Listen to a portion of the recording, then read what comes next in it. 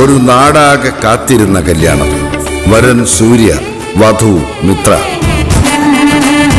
എന്നാൽ ഈ കതിർമണ്ഡപത്തിന് മറ്റു ചില ലക്ഷ്യങ്ങളുണ്ട്.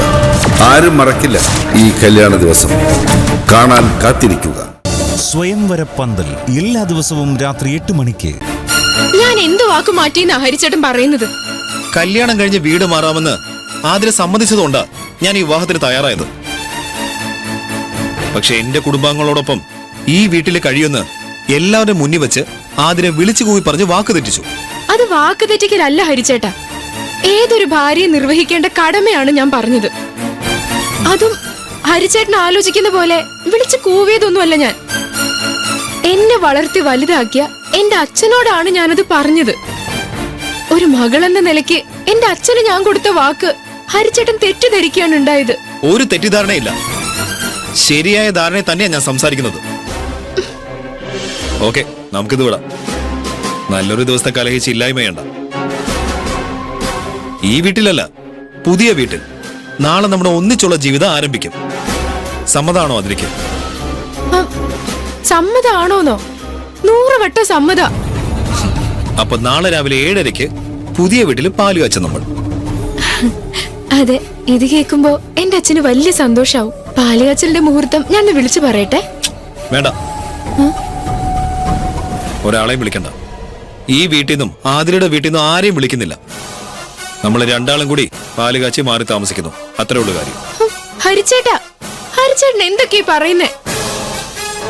സ്വന്തം കുടുംബാംഗങ്ങളെ പോലും അറിയിക്കാതെ അവരെ കൂട്ടാതെ മാറി താമസിക്കാന്നോ?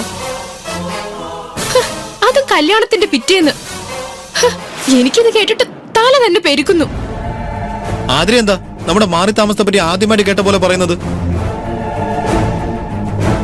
പെണ്ണ് കാണലിന് വന്നപ്പോ വിവാഹശേഷം ആതിര എന്റെ ഒപ്പം മാറി താമസിക്കണമെന്ന ഡിമാൻഡ് അംഗീകരിച്ചതല്ലേ? അങ്ങനെ ഒരു ഡിമാൻഡ് പെണ്ണ് കാണലിന് വന്നപ്പോ ഹരിച്ചേട്ടൻ എന്നോട് പറഞ്ഞിട്ടില്ല. ഈ വിവാഹത്തിന് ഞാൻ സമ്മതിച്ചതേ ഹരിച്ചേട്ടനോട് മാത്രമുള്ള ഇഷ്ടം കൊണ്ടാണെന്ന് കരുതരുത്.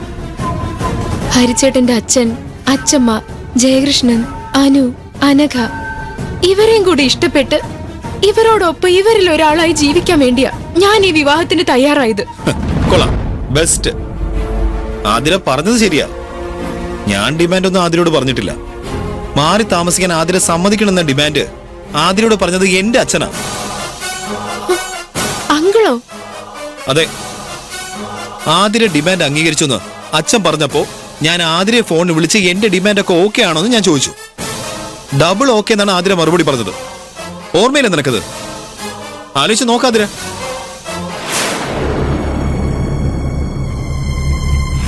അച്ഛൻ പറഞ്ഞതൊക്കെ ഓക്കെ ആണല്ലോ അല്ലേ? എനിക്ക് ഓക്കെയാണ്. ചേട്ടനോ? ആതിരയ്ക്ക് ഓക്കെ ആണെങ്കിൽ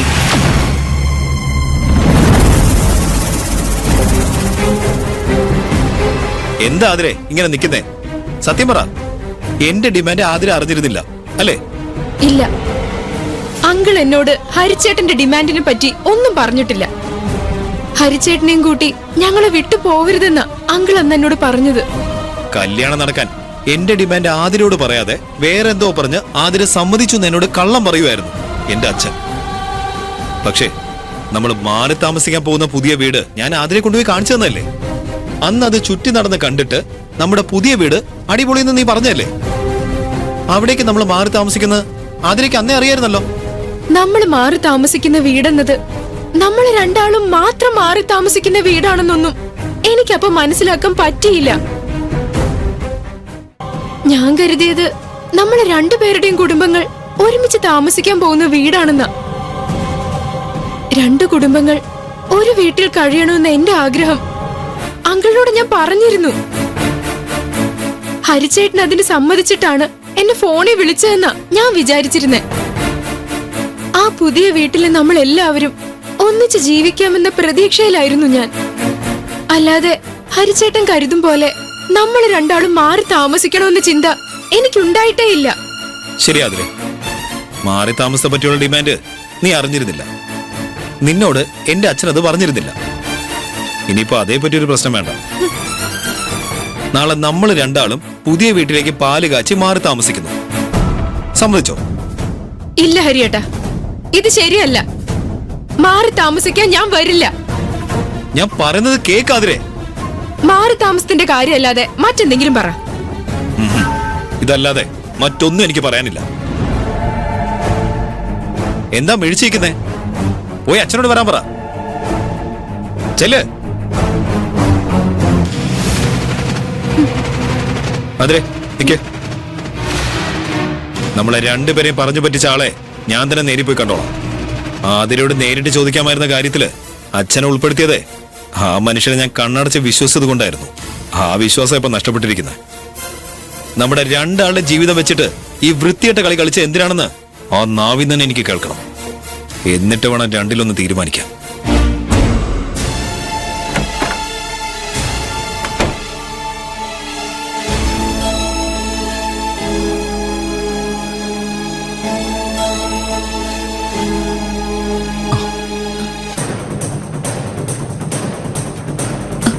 ഹരി,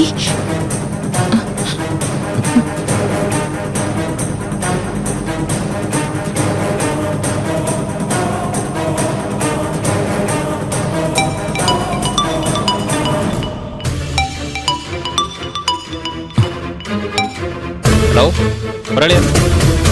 വന്നേ, നമുക്ക് പതിയെ അകത്തോട്ട് പോവാം. വാ വാ വാ.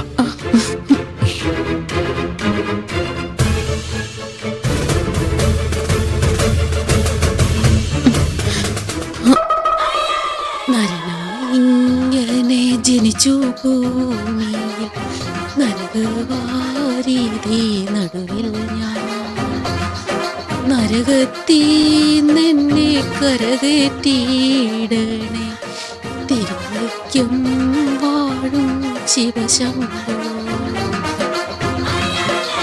ശിവശംഭോ. ഈ നരകത്തിന്നെ ഒരാളും കരകയറാൻ പോകുന്നില്ല. അച്ഛനെവിടെ? കാശിക്ക് പോയി.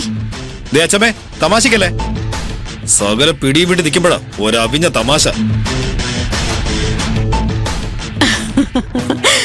ആദ്യ രാത്രിയില് നിന്റെ അച്ഛനും ഇതുപോലെ തന്നെയായിരുന്നു. സകല പിടിയും വിട്ട്. കൊലച്ചിരുന്നിടത്തിന് അച്ഛനവിടെ പോയിന്ന് പറ. ശേഖരൻ കാശിക്ക് പോയിന്ന് ഞാൻ മുന്നേ പറഞ്ഞല്ലോ മോനെ. കാശിക്കോ?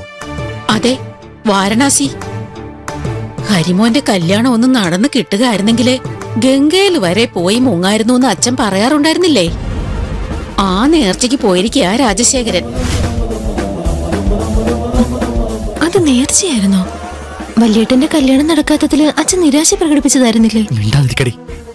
കാലി തുള്ളി നിൽക്കുന്ന വലിയേട്ട മരുന്നും കേട്ടാലേ കഥ കഴിഞ്ഞു ഒക്കത്തിന്റെ. നേർച്ചയ്ക്കല്ല, എന്റെ നേരെ മുന്നിൽ വന്ന് നിൽക്കാൻ ധൈര്യമില്ലാതെ ഒളിച്ചോടിയതാ ആ മനുഷ്യൻ. സ്വന്തം മകനോട് യാത്ര പറയാതെ കാശിക്ക് പോയിരിക്കുന്നു. ഭീരു. ഗംഗയിൽ മുങ്ങി കുളിച്ചാലൊന്നും എന്നോട് ചെയ്ത പാപത്തിന് പരിഹാരം ആവില്ല. എന്നെ പറഞ്ഞു പറ്റിച്ചതിന് ആയുസ് തീരും വരെ അലയേണ്ടി വരും എന്റെ അച്ഛന്.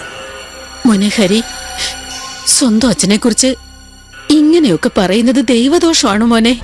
അച്ഛൻ ആ പദത്തിന് എന്റെ പ്രാണന്റെ സ്ഥാനമായിരുന്നു എന്റെ മനസ്സിൽ. എന്നാൽ ഇപ്പോ എന്നോട് വിശ്വാസവഞ്ചന കാണിച്ച് എന്റെ ജീവിതം നശിപ്പിച്ച ആ മനുഷ്യനോട് വെറുപ്പ് മാത്രമേ ഉള്ളൂ എനിക്ക്. മോനെ, അങ്ങനെയൊന്നും പറയല്ലേടാ. എന്നെ വിഡ്ഢിയാക്കി നാടുവിട്ട ആ മനുഷ്യന് വക്കാലത്ത് പറയാൻ ഈ വീട്ടിൽ ഒരാളുടെ നാവനങ്ങരുത്. മോന്റെ ഗുണത്തിനും കൂടി വേണ്ടിയല്ലേ അച്ഛൻ ഇത്രയും കാലം കഷ്ടപ്പെട്ടത്. ആ തന്ത എന്ത് ഗുണമാണ് എനിക്ക് ഉണ്ടാക്കി തന്നിരിക്കുന്നതെന്ന് അറിയോ നിങ്ങക്ക്?